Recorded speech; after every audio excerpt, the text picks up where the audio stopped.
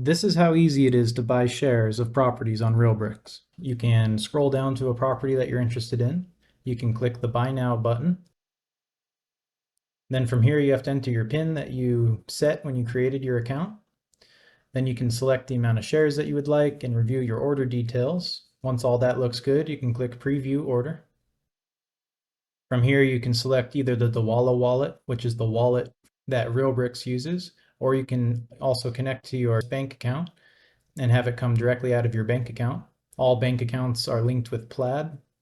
Once you've accepted the terms of use and reviewed your order details, you can click Place Order. This brings you to your subscription agreement, granting you ownership over these shares. You can select both those check marks and swipe up. And just like that, you are now an investor of that property and you own shares of that property. It's that simple.